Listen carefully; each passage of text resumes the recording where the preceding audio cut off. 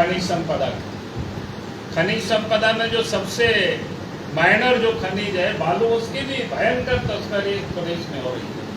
नदी में आज बालू बचा ही नहीं, हालत ये हो गई।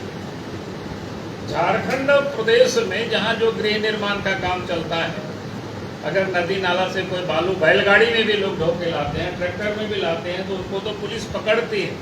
लेकिन बड़े बड़े ट्रकों में झारखंड से बाहर जाता है, उसको पुलिस पकड़ती नहीं है, उसके लिए पासिंग कर देती है यहाँ से, वहाँ वसूली हो रही है। तो आए दिन झारखंड में वसूली, और वसूली का हद ये हो गई, जो इलीगल सब जगह काम हो रहा है, तो राज्य के मुख्यमंत्री भी उसे पीछे नहीं। इलीगल वसूली तो करते और कराते भी हैं, लेकिन वो इलीगल तरीके से, आपने देखा होगा पिछले दिनों मुख्यमंत्री ने अपने नाम से खदान की उन्होंने लीज कराई। और इतना ही नहीं, उनके जो प्रेस सलाहकार है उनके नाम से, उनके विधायक प्रतिनिधि उनके नाम से खदान के लीज। ये जो लूट की फहरिस्त है, आपने देखा होगा कि उससे पहले हम सब लोग गवर्नर को जाकर के मिले थे। हम लोगों ने कहा कि इन्होंने पद में रह करके, मुख्यमंत्री होते हुए, खान मंत्री होते हुए खदान के लिए अपने नाम पर करना कानूनी रूप से अपराध है। पीपुल्स रिप्रेजेंटेशन एक्ट है, उसका भी वो वायलेशन है। भारत सरकार की जो सरकारी सेवकों के लिए जो आचार संहिता बना हुआ है, उसका भी उल्लंघन है। जो कि मुख्यमंत्री मंत्री है, उसके ऊपर भी वो कोड लागू होता है। इसलिए हम सब लोगों ने राज्यपाल से अपील की थी कि आप इनको बर्खास्त करें, क्योंकि इन्होंने गैर कानूनी काम किया और इनके ऊपर मुकदमा होनी चाहिए। आप सबने देखा होगा कि 2 दिन पहले राज्य के राज्यपाल ने चीफ सेक्रेटरी को बुलाया उस पर, और चीफ सेक्रेटरी ने जो उत्तर दिया, जो अखबारों में छापा है, आप सब लोगों ने देखा होगा। उत्तर में यह दिया है कि खान विभाग के अनुसार मुख्यमंत्री ने खदान को सरेंडर किया। अब ये बड़ा सोचने की बात है, अगर कोई चोर या डकैत पकड़े जाए और कहे कि सामान हमने वापस कर लिया, इसलिए उनके कोई जुर्म कम नहीं होता है। और इसलिए हम तो मांग करते हैं कि सरकार के अंदर, मुख्यमंत्री के अंदर अगर थोड़ी सी भी नैतिकता, तो उनको त्याग पत्र दे देना चाहिए, नहीं तो राज्यपाल उनको बर्खास्त करे। हम सब ने तय किया था कि इस लड़ाई को हम लोग जमीन पर ले जाएंगे, लेकिन इस वक्त चुनाव की घोषणा हो गई, पंचायत चुनाव के, इस कारण से ग्रामीण क्षेत्रों में आंदोलन तो नहीं होगी, लेकिन शहरी क्षेत्रों में इन सारे मुद्दों को लेकर के पार्टी आंदोलन करेगी। और हम लोग तब तक आंदोलन करेंगे कि जब तक इस सरकार को सत्ता के सिंहासन से हम लोग उतार नहीं लेते हैं, तब तक ये आंदोलन जारी रहेगा। क्योंकि सरकार लूट भी रही है, लुटा भी रही, इलीगल काम कर रही। अब ये सरकार झारखंड की जनता के लिए बर्दाश्त से बाहर होगी। जितना दिन झारखंड में ये सरकार बने रहेगी, राज्य का उतने ही नुकसान होगा। मुझे लगता है कि हमारे ओर से जितना कुछ कहना था मैंने सब कह दिया आप सबको। आप सबको अगर कुछ पूछना हो तो जल्दी जल्दी क्या? मैंने देखा अखबार में पढ़ा है, तो मैंने कहा कि भाई बहुत ही सीनियर विधायक है राय जी, हमारे अच्छे मित्र भी है। मैंने उनको सलाह दिया है कि भाई आप कह रहे हैं कि मुख्यमंत्री उनको बर्खास्त करें, यहाँ तो मुख्यमंत्री खुद इलीगल काम कर रहे हैं, तो उनसे क्या उम्मीद करते हो? इसलिए बेहतर होगा कि मुख्यमंत्री को ही बर्खास्त किया जाए, उसकी आप मांग करें तो एक सादे 100 सादे वाली बात है। और इस सरकारी बर्खास्त हो जाएगी तो सब मामला अपने आप ठीक हो जाएगा। आपको विपक्ष दल का नेता नहीं मानता, इसका मामला क्योंकि उनको अच्छा नहीं लगता है कि हमको विपक्ष में रखना, हमें सत्ता में ही पहुंचना चाहिए, इसलिए हम सब लोग आप संघर्ष कर रहे हैं। रोपवे हादसे का जिम्मेदार कौन है? अब उसकी जांच होनी चाहिए, और जांच होगी तो सब कुछ पता चल रही है। यहाँ तो सब कुछ इलीगल ही काम हो रहा है सरकार। जी, वो जो आप बोल रहे हैं कि आचार संहिता चलते शहरी क्षेत्र में ही आंदोलन होगा, तो आंदोलन में क्या प्रारंभ होगा, कब से होगा?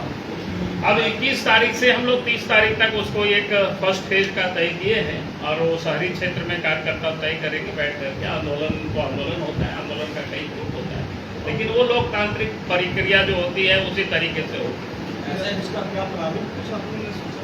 अब प्रारूप तो तय ही है, आंदोलन का जैसे होता है, धरना होता है, प्रदर्शन होता है, सर आपने बोला कि विपक्ष को नहीं रखना चाह रहे हैं सत्ता में, तो क्या सत्ता बनाने की कोई बीजेपी कोशिश कर रही है? अब ये सरकार को हम लोग बर्खास्त करेंगे तो इसके बाद बनाएंगे ना हम लोग आगे, चाहे जैसे भी बनावे, चुनाव करके बनावे या जो करके। हेमंत सरकार लगातार ये आरोप लगा रही है कि भाजपा सरकार को गिराने की साजिश कर रही है। अरे भाई, जो सरकार इलीगल काम करती है तो उसको तो गिराना ही चाहिए, उनसे तो त्यागपत्र मांग ही नहीं चाहिए। आप बताइए, अगर खदान को लुटवा ही रहे हैं, लुटवा तो रहे, खुद भी लूट रहे, उनके इर्द गिर्द जितने लोग हैं जिसको बोलते हैं ना देहात में लगुआ भगुआ, वो लोग सब लूटने में लगे हुए, तो क्या किया इस सरकार को? अब आरती हम लोग थोड़े उतारेंगे इस सरकार की, इसको तो उतारना ही पड़ेगा गद्दी से, तभी झारखंड बचेगा। सत्ता पक्ष से लोग बोल रहे हैं कि विपक्ष का नेता बदल दीजिए, विपक्ष का नेता हो जाएगा, आप बदलते हैं। हमने कहा कि भाई नेता बदलने की विपक्ष के नेता, आप तो पोजीशन के लिए हम लोग लड़ाई लड़ रहे हैं भाई, अपोजिशन के लिए हम लोग लड़ाई नहीं लड़ रहे हैं। साथ में सर किसको, कांग्रेस या जेजेपी किसको लेंगे? में तो आपको नीचे है। अरे हम काय को लेंगे भाई, साथ में जनता हमारे साथ है। अच्छा, राज्यपाल के साथ सरकार का नई ट्यूनिंग हो रहा है, 2-3 तो विधेयक में साइन नहीं हुआ। क्या हुआ? राज्यपाल के साथ 2-3 तो विधेयक में साइन नहीं हुआ राज्यपाल के साथ। अब देखिए, कई विधायक तो उन्होंने इलीगल बनाया है।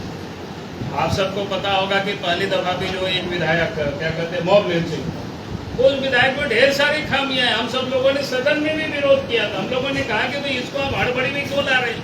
2 लोगों को भी उन्होंने मॉब माना। फिर सोशल मीडिया भागी वगैरह में भी कोई ये करेंगे तो उसको भी वो मॉब मानते हैं। हम लोगों ने तो गवर्नर को भी जा करके कहा है कि भाई आप इस पर साइन नहीं करें, ये गलत है। इस प्रकार की थोड़े कानून होता है, हड़बड़ी में कानून बनाते हैं।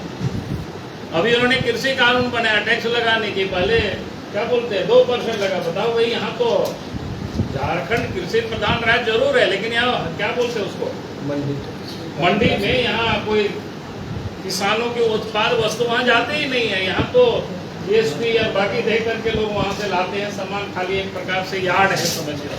सर महंगाई को लेकर, पेट्रोल डीजल को लेकर आप लोग या जो भी खाने पीने की चीजें, तो उस पर आप लोगों का क्या पक्ष रहेगा? उसको लेकर हमारी प्रतिक्रिया क्या रहेगा भाई? हम लोग जानते हैं कि महंगाई किस कारण से बढ़ी है, सबको पता है, दुनिया को पता है। उसको लेकर कोई प्रोटेस्ट करेंगे सर? रूस और यूक्रेन के बीच में युद्ध चल रहा है, जिसके कारण से पेट्रोलियम कीमतों में बढ़ोतरी हुई है, और भारत चाह भी रही है कि युद्ध समाप्त हो जल्दी से जल्दी, और इसकी कोशिश में देश के प्रधानमंत्री नरेंद्र मोदी जी लगे हुए। हम समझते हैं कि जल्दी समस्या का समाधान हो तो फिर स्थानीयता को लेकर आपका क्या स्टैंड है? इस पर स्थानीयता को लेकर हमारा स्टैंड बिल्कुल साफ है भाई। भारतीय जनता पार्टी जब जब सत्ता में है, ये स्टैंड साफ रही है। साफ तो उनको करना है, क्या रही है हमारे क्या रही है। पिछले सरकार जब रघुवर दास जी थे, उन्होंने 1985 को कट ऑफ डेट तय कर दी, और उसके साथ साथ उन्होंने कहा कि अगले 10 वर्षों तक 3rd और 4th ग्रेड की नियुक्ति में झारखंड के बच्चों की होगी। हेमंत सोरेन को अच्छा नहीं लगा तो उन्होंने कह दिया, अगले 10 वर्षों की उन्होंने खत्म कर दिया, और कहा कि झारखंड में जो 10th और 12th पास करेंगे यहाँ के बच्चे, उनको 3rd और 4th ग्रेड में नियुक्ति होगी। और उसमें जो अनरिजर्व कैटेगरी के बच्चे अगर बाहर से 10th और 12th पास करेंगे, उनको हक नहीं मिलेगा। उन लोगों ने कहा कि भाई ये तो आपने गलत किया है, इसको आप ठीक करें। तो कहने का अर्थ है कि भारतीय जनता पार्टी तो जब सरकार बनी थी उस समय भी किए थे। रघुवर दास जी 2014 में बने, उन्होंने भी बनाया। अब इनको तय करना है, हमसे क्यों पूछ रहे हो? बीजेपी वालों से क्यों पूछ रहे हो? बीजेपी को तो जब अवसर मिला बीजेपी ने किया। लास्ट में तो 32 का खतियान किया था कौन डोमेस्टिक। बोलता है 32 का खतियान? दिखाओ यार, वो कागज दिखाओ, वो सर्कुलर निकाल करके देखो। हम तो वही सर्कुलर को एडॉप्ट किए थे। सर्वदलीय मीटिंग में लोगों ने, सब पार्टी ने स्वीकार किया। बिहार सरकार की जो सर्कुलर थी 1982 की, जिस समय पंडित जगन्नाथ मिश्र हुआ करते थे राज्य के मुख्यमंत्री, उन्होंने कहा था कि भाई 3rd और 4th ग्रेड की नियुक्ति में स्थानीय लोगों को प्रथमता दी जाएगी, और उस सर्कुलर को झारखंड सरकार ने 2001 में अंगीकार किया। सर, भोजपुरी और मगही में बीजेपी क्या स्टैंड करेगी सर? हमारा स्टैंड क्या है भाई, आप बोलिए, कहाँ दिक्कत है? विधानसभा में उठाएंगे सर? विधानसभा में सवाल इसमें बहुत बड़ा मुद्दा है। बिहारी जो है, देखो, पहली बात तो मैं कहूँगा कि ये गलत ट्रैक में लोगों ने इस आंदोलन को ले गया है। झारखंड में जो भाषा है वो बिल्कुल हिंदी है, किसी को कोई इसमें भ्रम नहीं रहना चाहिए। उसके बाद जब बिहार के काल में भी झारखंड क्षेत्र में जो भी पदाधिकारी पदस्थापित होते थे, आप सबको याद होगा, उनको यहाँ की जो क्षेत्रीय भाषा में उनको एक बार पास करना पड़ता है,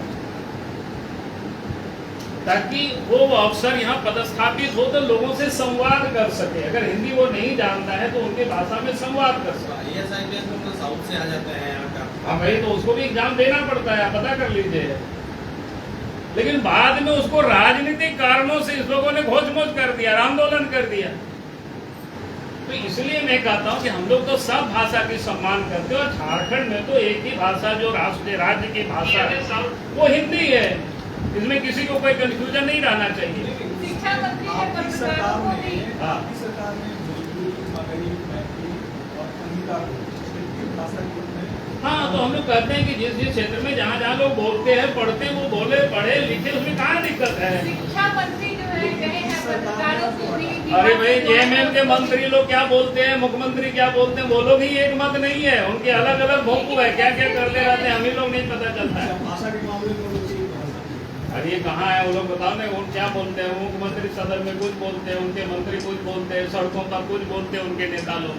तो इसलिए उनके बारे में हम लोग नहीं बोल सकते। वो लोग कौन कौन क्या क्या बोलते हैं, मुश्किल है। उन लोगों से पूछिएगा। चल, हो गया। अब प्रधान प्रवास बनाए हैं, क्या क्या मकसद है, क्या क्या हो सकता है? बस जितना बात बता दिया ना, यही सब करने के लिए आए हैं। सब जगह लोगों से मिलते हैं, अभी जो चेयरमैन साहब वगैरह